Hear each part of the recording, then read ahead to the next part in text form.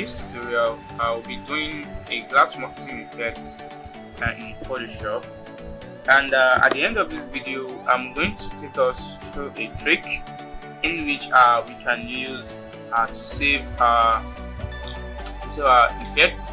Not that we're just going to start the effect again from scratch. So I'm going to take us through that trick at the end of this video. So without further ado, let's get into the video. So first thing first, I will have to create a new canvas. So I'll just go to Control and N. So I'll have a new document. So I will leave the size by 4000 by 3000. Then I'll change the name to Glass Morphism. And I have enter. Okay, so I have this my blank canvas. So the next thing is what I need to bring in our image I want to use for the glass effect. Are you with me now? So I'll go. Okay, let's say I want to use this image. So I'll just drag and drop into.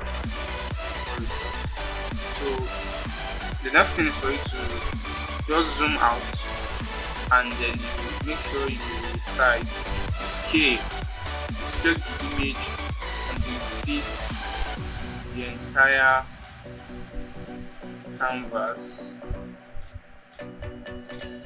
Till it fits the entire canvas, then you hit enter on your keyboard. So now that's the first step. Now for the trick I want to take you guys, for the trick, so this is the first trick I'm going to take.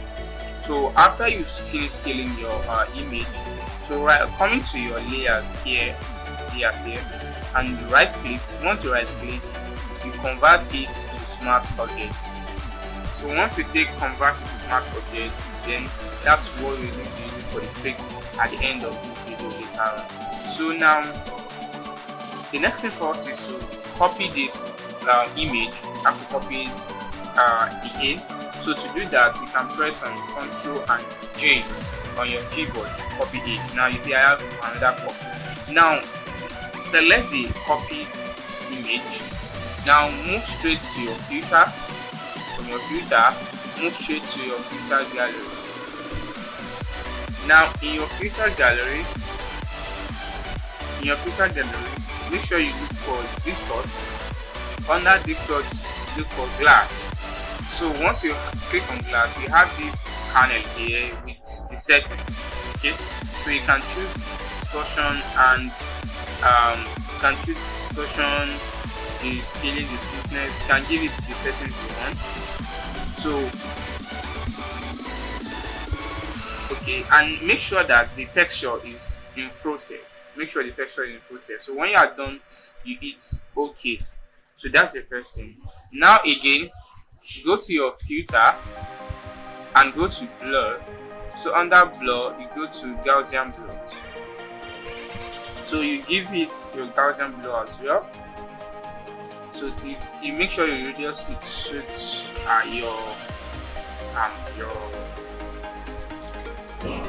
your attention. So once you are done, you click on OK as well.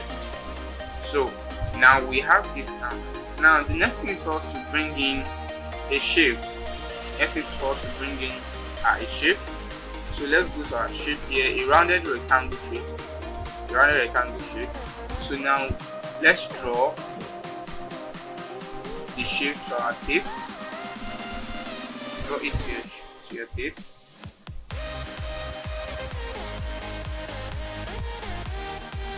Okay, so this is my shape.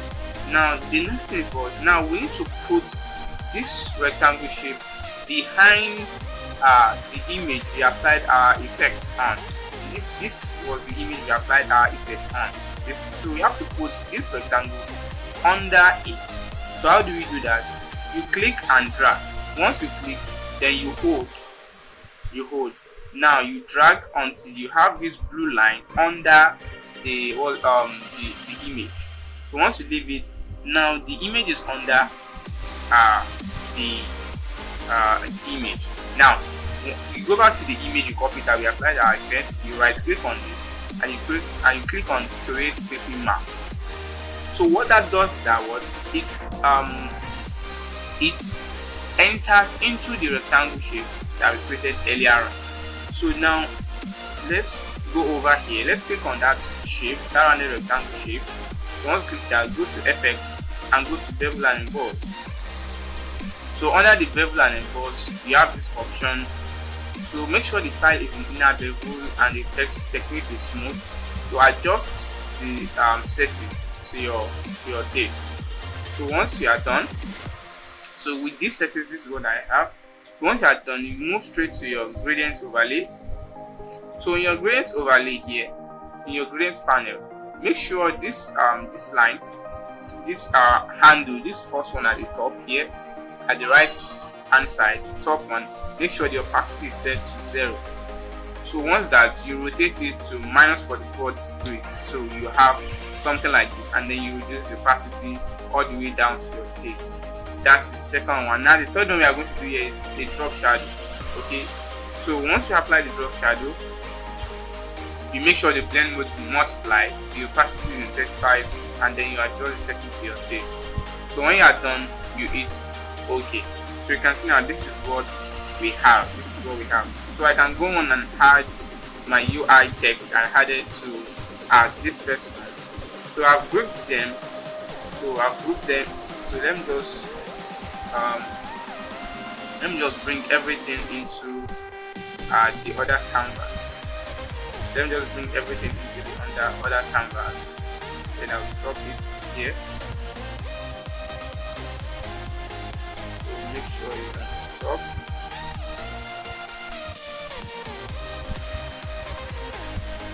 Okay, out. So I'll drop this.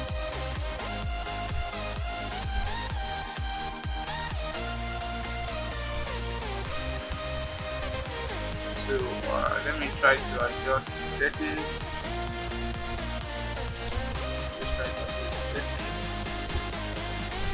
Okay, so this is what we have.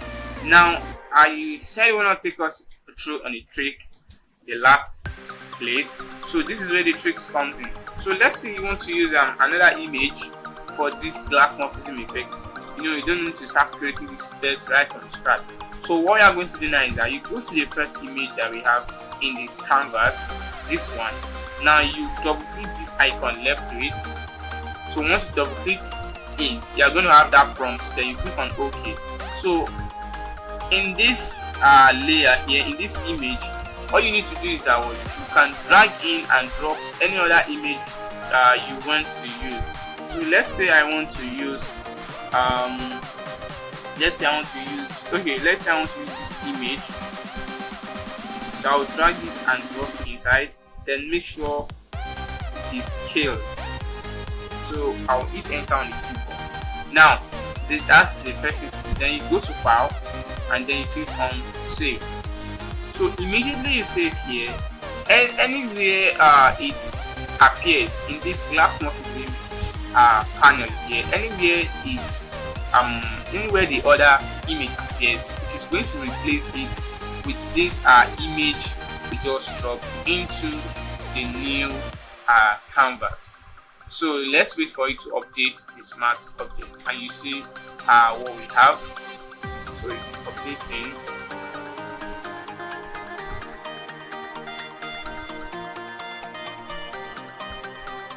And voila, look at what we have now. You can see that what we have now. Just take a look at this, looking amazing, right? Okay, let's assume we want to use another image. So let's say I want to use let me use a deep color. Okay, let's say I want to use this. I'll drag and drop. Then make sure you scale it till it fits the entire canvas. Okay, give it now. So make sure you fill it till it fits the entire canvas. Then hit enter on your keyboard. Okay, so you go to file and then you save.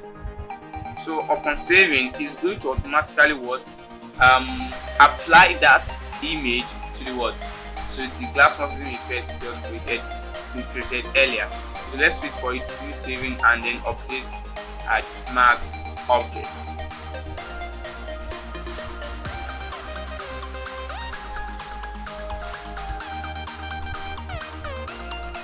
So let's wait for it to update the smart object.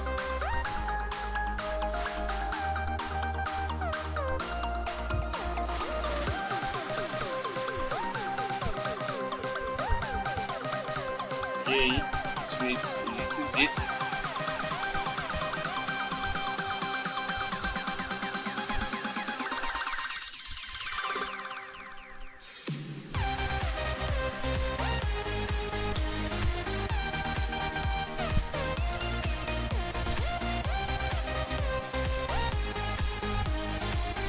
Okay.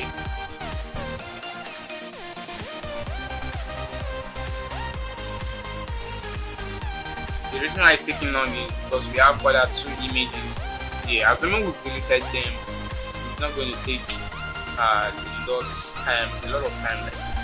So once you want to hide, make sure you remove the 2 images you have there initially. Make sure you've deleted them. Okay, so that's it. So we just need to wait a little bit for it to finish updating it.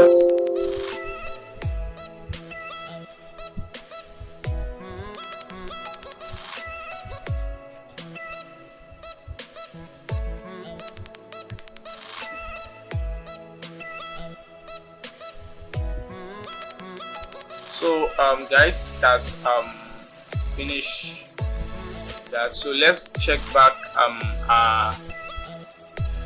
let's check text now. Oh, sorry for this.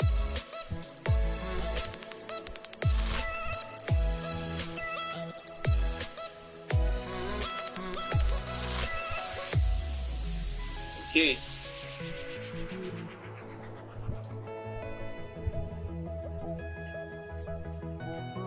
Okay, so now look at what we have, guys. Just take a look at what we have now. So it doesn't mean we need to keep removing the object, removing the images, and start creating effects right from start. So with that you can just add your new image and then continue whatever you want to do. So that's it, guys. Thank you for watching this tutorial, and I hope you enjoyed this video. So if you are new to my channel, please kindly hit the subscribe button. Hit the like button as well, and share this video to your friends that might find this helpful. So thank you, guys, and I'll see you in the next tutorial. And remember to stay productive.